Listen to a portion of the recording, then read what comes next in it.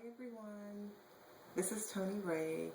I wanted to give you a quick update from my post-op where I had a right mastectomy, and then I had the left breast reconstructed, and then I had the deep flap.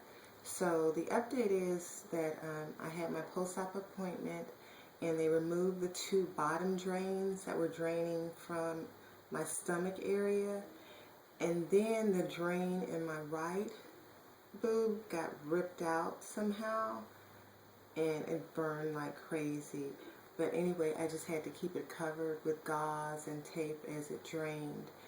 But an issue we ran into during post-op is on my left breast, which is the breast that had the cancer. And it looks all kind of weird and all kind of crazy. I still have the drain in this one.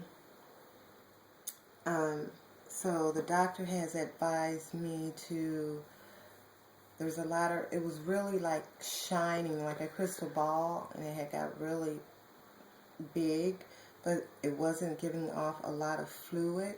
So now he has me like massaging it really hard. Like I start up here in this area, you just got to push it or just work that fluid around. It was a lot harder than what it is now, and it really hurts when you turn it, you know, when you're like squishing on it and moving everything around. But now it's not as shiny and it's a little pliable, so if you touch it, it kind of bounces back. This is where they took the nipple. I'm not sure how they're going to reconstruct this or anything, but once the swelling goes down, all of that should go down as well. So right now what I'm working on is this area where you see puckering in the skin, and I literally just have to push it, like just move it towards the drain. So every day I kind of push it and push it as hard as I can to try to soften that tissue up and to hopefully get rid of the puckering. The puckering was all the way like up here, so it's gone down a lot. As far as I knew from the last surgery, this was supposed to be my final reconstructive surgery. And we chose to go ahead and remove the left nipple, and we found that there were breast cancer cells in the left nipple. So I'm glad we did remove it, but I do have a lot of scarring here, and they've also advised me, like where you see the little bumps and stuff, for me just to break it up, squeeze it, and it hurts like hell, and just to keep trying to break that up. And as you'll see another little knot popping through.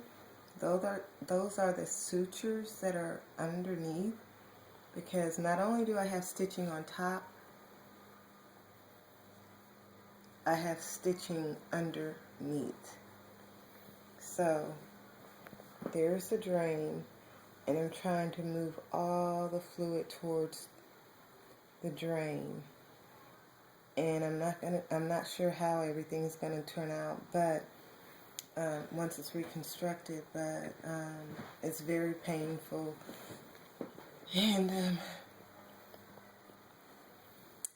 I don't know how all that's going to turn out, but I work on it every day. I massage it day in and day out, and it hurts a lot. So they did have me on Valium, and I got off the Valium because it made me cry all the time and really depressed. So they're trying another form of pain management as well as muscle relaxer. It's hard for me to stand. It affects my lower back area where they took half the stitches out of this area, like along the hip here and over here. But it's really hard. This is just like stretching, you know. And when I stand on my back, when I stand up too long, all the pressure goes to my back. and it's like I'm leaning over. And that's the purpose of the muscle relaxer, to help relax your back so you don't have that posture. So my goal for my next post-op, you passed it.